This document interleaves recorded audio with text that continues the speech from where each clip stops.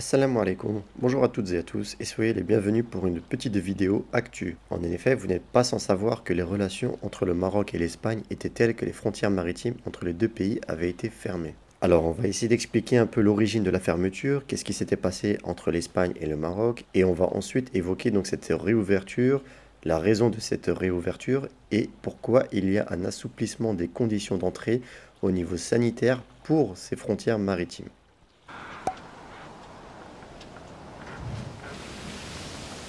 Comme d'habitude, si vous n'êtes pas encore abonné à la chaîne, si vous ne souhaitez ne pas rater les prochaines vidéos qui concernent la vie au Maroc, l'actualité du Maroc, n'hésitez pas à vous abonner et activer la petite cloche pour ne rien rater. Alors, l'origine de la fermeture.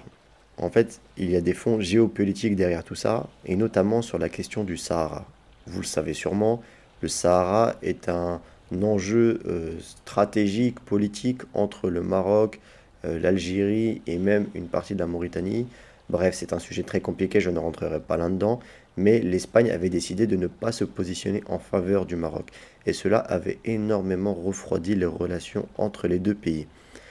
On sait que les liens économiques entre ces deux pays sont pourtant extrêmement forts, notamment en période touristique où de nombreux Marocains traversent l'Espagne pour rejoindre le Maroc, qu'il y a une notion de partenaire pour garder les frontières, que l'Espagne a un bout de territoire espagnol au Maroc via Ceuta, et que donc vraiment les relations entre les deux pays sont très très importantes pour plusieurs secteurs. Et donc le Maroc avait décidé de fermer tout simplement les frontières maritimes entre les deux pays suite à la position de l'Espagne sur le Sahara. Depuis plusieurs jours, l'Espagne a totalement changé sa position vis-à-vis du Sahara et du Maroc, permettant un rapprochement fulgurant des deux pays en seulement quelques jours. Ici, c'est Le Monde qui en parle, il y a eu une réconciliation historique à Rabat entre le Maroc et l'Espagne.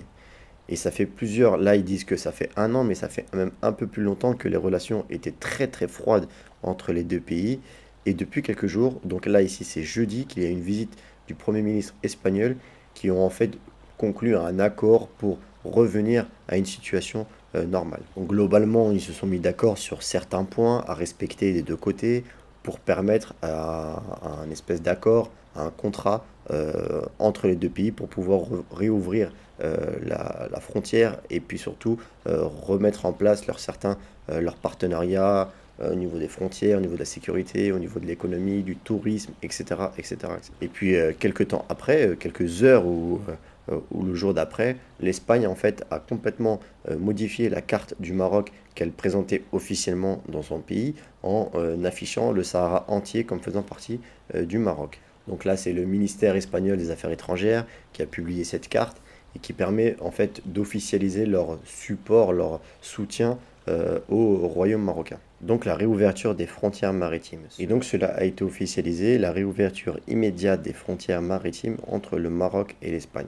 Alors là, même si le titre est un peu, voilà, je ne veux pas dire faux parce qu'il y a écrit réouverture immédiate, en fait cette réouverture va se faire de façon graduelle. Donc là, c'est les différents points qui ont été mis, sur lesquels ils se sont mis d'accord, le fait que l'Espagne reconnaisse l'importance de la question du Sahara et officialise cela. Les sujets d'intérêt commun seront traités, donc ça c'est vraiment tout ce qui est économie, frontières, sécurité, et du coup aussi maintenant la pleine normalisation de la circulation des personnes, mais aussi des marchandises, puisqu'il y a énormément de commerce entre les deux pays. Et donc là, c'est ce que je vous disais, les liaisons maritimes de passagers entre les deux pays seront rétablies immédiatement, mais surtout de façon graduelle.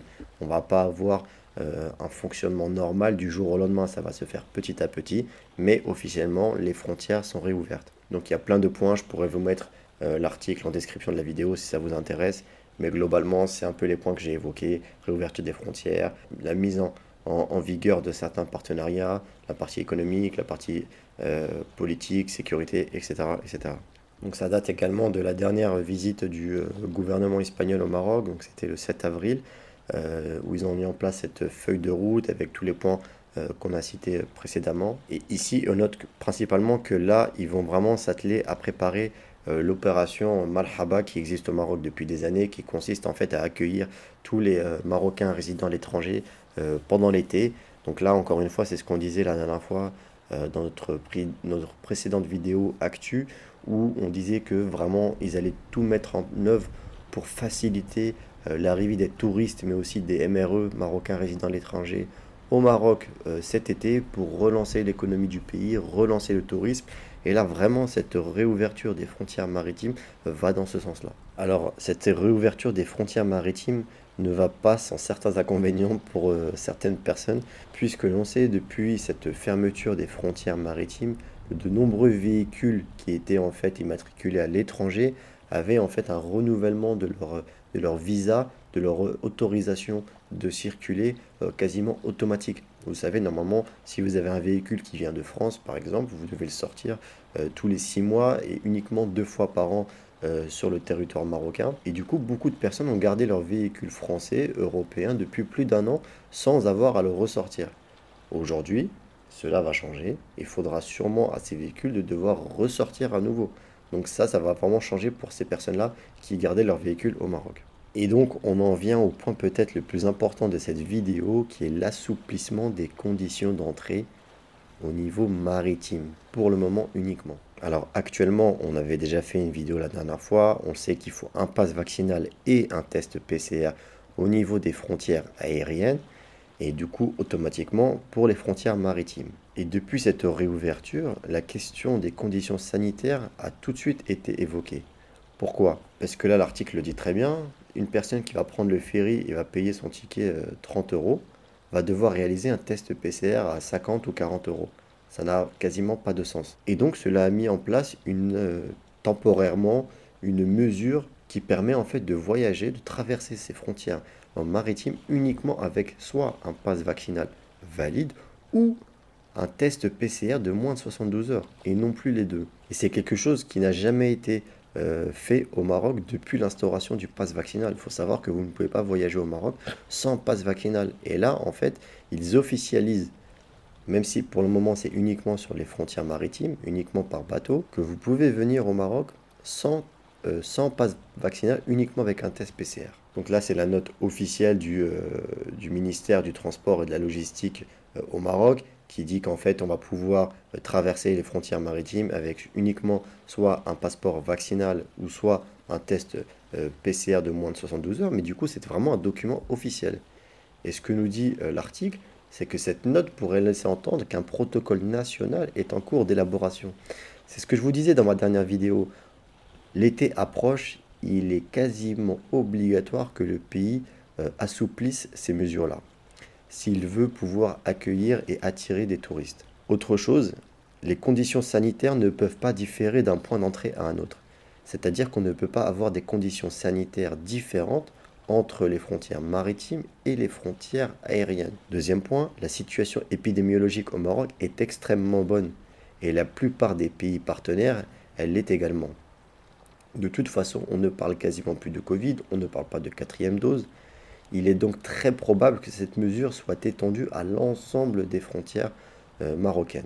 L'été approche, le ramadan a débuté. On peut s'attendre à ce que les frontières aériennes soient impactées par cette mesure d'ici la fin du ramadan ou en tout cas avant l'été. C'est plutôt une bonne nouvelle. Donc cette réouverture des frontières maritimes permet un assouplissement des conditions d'entrée et permet de enfin permettre d'avoir une lueur d'espoir sur l'avenir au niveau de ce pass vaccinal pour le Maroc, ou en tout cas de pouvoir rentrer dans le pays sans pass vaccinal. Voilà, c'était tout pour cette vidéo d'actualité qui devrait normalement ravir bon nombre de personnes qui sont soit bloquées ou qui souhaitaient arriver au Maroc en voiture. Cela vous permettra de pouvoir préparer votre départ en toute quiétude. Côté assouplissement, encore une fois, rien n'est officiel pour les liaisons aériennes, mais comme on l'a expliqué précédemment, c'est un signal fort et positif qui va dans le bon sens pour les jours ou les semaines à venir. De toute façon, dès qu'il y a du nouveau sur ce sujet, ne vous inquiétez pas, je vous en ferai une vidéo. J'espère qu'elle vous aura été utile en tout cas. Je vous dis à très bientôt, Inch'Allah. Je vous souhaite une excellente journée. Assalamu alaikum.